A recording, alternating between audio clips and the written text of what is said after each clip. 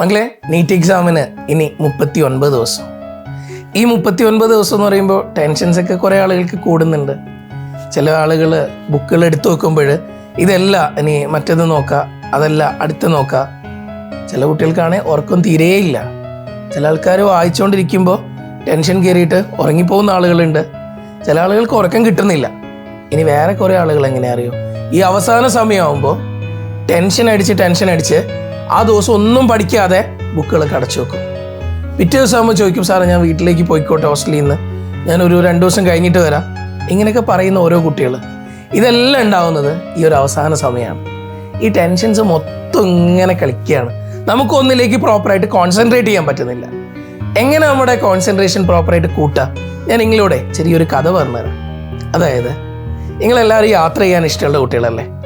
ഈ നീറ്റൊക്കെ കഴിഞ്ഞിട്ട് കുറേ യാത്ര ചെയ്യണമെന്ന് ആഗ്രഹിക്കുന്ന ആൾക്കാരുണ്ടാവും. വലിയ ടൂറൊക്കെ പോകണമെന്ന് ആഗ്രഹിക്കുന്ന ആൾക്കാരൊക്കെ ഉണ്ടാവും. ഇവിടെ നിങ്ങൾ മുന്നേ പോയ ഏതെങ്കിലും ഒരു യാത്ര ഒന്ന് ആലോചിച്ച് നോക്കുക. അന്നൊക്കെ ചിലപ്പോൾ നിങ്ങളിപ്പോൾ ഒരു വയനാടേക്ക് ഇങ്ങനെ പോയിക്കൊണ്ടിരിക്കുക. നിങ്ങൾ ബാക്ക് സീറ്റിൽ ഇങ്ങനെ ഇരിക്കുകയാണ്.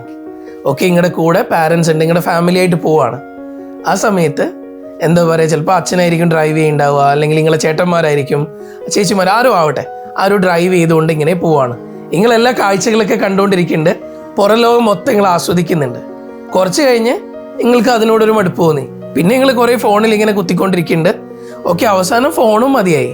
പിന്നെ മെല്ലെ നമ്മൾ അങ്ങനെ ഉറങ്ങിപ്പോയി. കുറച്ച് നേരം നമ്മൾ പോലും അറിയാതെ നമ്മളങ്ങ് ഉറങ്ങി. പിന്നെ ചിലപ്പോഴുണ്ടാവും നമ്മുടെ എത്തേണ്ട സ്ഥലത്ത് എത്തുമ്പോൾ അച്ഛൻ വിളിക്കുന്നു, മോനെ എഴുന്നേക്കെന്ന് പറഞ്ഞ് വിളിക്കുന്നു. അപ്പോഴും നമ്മൾ അറിയുന്നത്, ഓ സ്ഥലം എത്തിയല്ലേ. സത്യം പറഞ്ഞു കഴിഞ്ഞാലേ ഇവിടെ നിങ്ങൾക്ക് ഒരു റെസ്പോൺസിബിലിറ്റി ഉണ്ടായിരുന്നില്ല. നിങ്ങളെ സംബന്ധിച്ചിടത്തോളം കാറിൻ്റെ ബാക്ക് സീറ്റിൽ ഇങ്ങനെ ഇരിക്കുക, നിങ്ങൾക്ക് തോന്നിയതുപോലെ എന്തും ചെയ്യുക. ഇനി ഉറങ്ങിപ്പോയാലും കുഴപ്പമില്ല, എന്ത് തന്നെ വന്നാലും കുഴപ്പമില്ല. പക്ഷെ മറിച്ച് നിങ്ങളൊന്ന് ഓർത്ത് നോക്കിയേ, നിങ്ങളിപ്പോഴും ഡ്രൈവിംഗ് സീറ്റിലാണ് ഇരിക്കുന്നതെങ്കിലോ, ആ ഡ്രൈവിംഗ് സീറ്റിൽ ഇരുന്നിട്ട് നിങ്ങളെ കാറിന് മുന്നിലേക്ക് കൊണ്ടുപോകുന്ന ആളായിരുന്നെങ്കിലോ, നിങ്ങൾക്ക് ഇതുപോലെ ഇരുന്നാൽ മതിയോ? ഒരിക്കലും അല്ല. നിങ്ങൾക്ക് ഇങ്ങനെ മൊബൈലിൽ കളിച്ചുകൊണ്ടിരുന്നാൽ മതിയോ? ഒരിക്കലുമില്ല. പുറത്തുള്ള കാഴ്ചകൾ ആസ്വദിച്ചുകൊണ്ടിരുന്നാൽ മതിയോ? ഒരിക്കലുമില്ല. നിങ്ങൾ ഏറ്റവും ശ്രദ്ധയോടുകൂടെ മുന്നോട്ടേക്ക് നോക്കിയിട്ട് വണ്ടി ഡ്രൈവ് ചെയ്യണം, അല്ലേ? ചിലപ്പോൾ മുന്നിൽ നിന്ന് വരുന്ന വണ്ടികളുണ്ട്, നിങ്ങളുടെ കൂടെ തന്നെ പാസ് ചെയ്ത് പോകുന്ന വണ്ടികളുണ്ട്, സൈഡിൽ നിന്നും മറ്റുമൊക്കെ വരുന്ന വണ്ടികളുണ്ട്.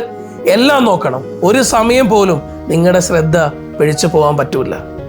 നിങ്ങൾ എത്രത്തോളം ഫോക്കസ്ഡ് ആവുന്നോ അത്രത്തോളം വണ്ടി അടിപൊളിയായിട്ട് മുന്നോട്ട് പോകും. ഒരു നേരം നമ്മുടെ ശ്രദ്ധ വിട്ടുപോയാൽ നമ്മുടെ ഫാമിലി പോലും ഇല്ലാണ്ടാവും.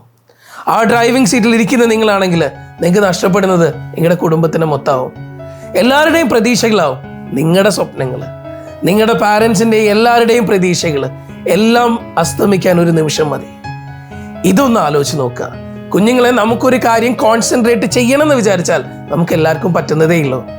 നിങ്ങൾ ഇനി മുതൽ വണ്ടിയുടെ ബാക്ക് സീറ്റിൽ ഇരുന്നിട്ട് കാഴ്ചകൾ കാണേണ്ട ആളല്ല. മുൻ സീറ്റിലിരിക്കുക, ഡ്രൈവിംഗ് സീറ്റിലിരുന്ന് വണ്ടി മുന്നോട്ടേക്ക് കൊണ്ടുപോകും. ആ വണ്ടി നമ്മുടെ എൻട്രൻസ് എക്സാമാ. ഇനി നമ്മൾ ഇരിക്കേണ്ടത് പിന്നിലല്ല, നമ്മൾ ഇരിക്കേണ്ടത് മുന്നില്ല. നമ്മളാണ് ഈ എക്സാം വരേക്ക് നമ്മുടെ വണ്ടീനെ മുന്നോട്ട് കൊണ്ടുപോകേണ്ടത്. ആ മുൻ സീറ്റിലിരുന്ന് മുന്നും പിന്നും ബാക്കും എല്ലാം ശ്രദ്ധിച്ചുകൊണ്ട്, എല്ലാ സൈഡുകളും പ്രോപ്പറായിട്ട് ശ്രദ്ധിച്ചുകൊണ്ട്, ആ കയറ്റങ്ങളുണ്ടോ ഇറക്കങ്ങളുണ്ടോ, ഏതെങ്കിലും വണ്ടി മുന്നിൽ നിന്ന് കൺട്രോൾ ഇല്ലാതെ വരുന്നുണ്ടോ, എല്ലാം നമുക്ക് നോക്കാനുണ്ട്. ഇതൊക്കെ നോക്കിയിട്ട് ഏറ്റവും ബെസ്റ്റായിട്ട് നമുക്ക് നമ്മുടെ ഡെസ്റ്റിനേഷനിലേക്ക് എത്തണം. ദാറ്റ് മീൻസ് നമ്മുടെ ലക്ഷ്യത്തിലേക്ക് എത്തണം. ആ ലക്ഷ്യത്തിലേക്ക് എത്താൻ നമ്മളിനി എന്നും മുൻ സീറ്റിൽ തന്നെ ഇരിക്കുകയും മുൻ സീറ്റിൽ ഇരുന്നുകൊണ്ട് നിങ്ങളുടെ മനസ്സിൽ നിങ്ങൾ കാണുന്ന സ്വപ്നങ്ങൾക്ക് വേണ്ടിയിട്ട് നിങ്ങൾ യാത്ര ചെയ്യും. അധികം വൈകില്ല. ഇനി കുറച്ച് ദിവസങ്ങൾ കൂടെ, ഈ 39 ദിവസങ്ങൾക്ക് ശേഷം നിങ്ങൾ ആ എക്സാമിനേഷൻ ഹാളിൽ നിന്ന് ഇറങ്ങി വരുന്നത് ഒന്ന് ഓർത്ത് നോക്ക്. എത്രത്തോളം പ്രതീക്ഷകൾ, ആരുടെയൊക്കെ പ്രതീക്ഷകൾ, നിങ്ങളുടെ പാരൻസ് ഇത്രയും കാലം കണ്ട സ്വപ്നങ്ങൾ, അവർ ഇത്രയും കാലം നിങ്ങൾക്ക് വേണ്ടി എടുത്ത എഫേർട്ടുകൾ, നിങ്ങൾ നെയ്ത് കൂട്ടിയ നിങ്ങളുടെ സ്വപ്നങ്ങൾ എല്ലാം യാഥാർത്ഥ്യമാവാൻ പോവല്ലേ? ഇത്രയും കാലം ഞങ്ങളെ കുറ്റപ്പെടുത്തിയ കുറേ ആളുകളുണ്ടാവും. അവർക്കുള്ള മറുപടിയും കൂടെ അല്ലേ ഇത്? നമ്മുടെ സപ്പോർട്ട് ചെയ്യാത്ത എത്രയോ ആളുകളുണ്ട്. നമ്മൾ ത്യജിച്ച് മാറ്റിവെച്ച കുറേ ദിവസങ്ങളുണ്ട്. നമ്മുടെ പല കാര്യങ്ങളും നമ്മൾ മാറ്റിവെച്ചിട്ടുണ്ട്. ഒരു റിപ്പീറ്റിൻ്റെ ലൈഫിൽ നമ്മൾ എല്ലാ സ്ട്രെസ്സും എല്ലാ സ്ട്രഗിളും നമ്മൾ അനുഭവിച്ചിട്ടുണ്ട്. ഇതൊക്കെ എന്തിനു വേണ്ടിയിട്ടായിരുന്നു? ഈ അവസാന ദിവസങ്ങൾക്ക് വേണ്ടിയിട്ടായിരുന്നില്ലേ? നമ്മൾ കണ്ട സ്വപ്നങ്ങൾ നമ്മൾ നേടിയെടുക്കാൻ വേണ്ടിയിട്ടായിരുന്നില്ലേ?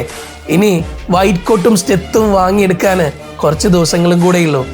ആ 39 ദിവസത്തെ യാത്ര കഴിഞ്ഞിട്ട് ആ എൻട്രൻസ് എക്സാം കഴിഞ്ഞ് ഇറങ്ങി വരുന്ന നിങ്ങളുടെ ഫേസ് നിങ്ങളൊന്ന് ആലോചിച്ച് നോക്കിയേ. ആ സമയത്ത് ഓടി വന്ന് പാരൻസിനെ കെട്ടിപ്പിടിക്കുന്ന നിങ്ങളൊന്ന് ഓർത്ത് നോക്കിയേ. ഇത്രയും കാലം എടുത്ത എഫേർട്ട് നിങ്ങൾ സക്സസ് ആക്കി എന്ന് പറയുന്ന ആ ഒരു ദിവസം ഒന്ന് ആലോചിച്ച് നോക്കിയേ. നിങ്ങൾ മെഡിക്കൽ കോളേജിലേക്ക് പോകുന്ന ഫസ്റ്റ് ഡേ ഒന്ന് ആലോചിച്ച് നോക്കിയേ. നിങ്ങൾക്ക് ആദ്യമായിട്ട് ആ വൈറ്റ് കോട്ട് സെറിമണി, നിങ്ങൾക്ക് ആദ്യമായിട്ട് സ്റ്റെത്ത് കിട്ടുന്ന ദിവസം, നിങ്ങളുടെ ഓരോരോ ഡിപ്പാർട്ട്മെൻറ്റുകൾ, നിങ്ങൾ ആദ്യം തന്നെ പോകുന്ന അനാട്ടമി ലാബ്, നിങ്ങളുടെ ഡോക്ടർ ലൈഫ് ഇങ്ങനെ മുന്നോട്ടേക്ക്. അവസാനം നിങ്ങളുടെ കോൺവെക്കേഷൻ, ആ കോൺവെക്കേഷനിൽ നിങ്ങളെല്ലാവരും ഗൗണും ക്യാപ്പൊക്കെ ഇട്ട് ഇങ്ങനെ വരുന്ന ദിവസം ഒന്ന് ഓർത്ത് നോക്കി. നിങ്ങളുടെ പേരിന് കൂടെ ഡോക്ടറിന് ചേർത്ത് വിളിക്കുന്ന ഒരു ദിവസം ഒന്ന് ഓർത്ത് നോക്കി. ഇതൊക്കെ ഓർക്കാൻ പറ്റുന്നുണ്ടെന്നാണെങ്കിൽ നമുക്ക് പിൻ സീറ്റിലിരിക്കാൻ ഇനി പറ്റൂല.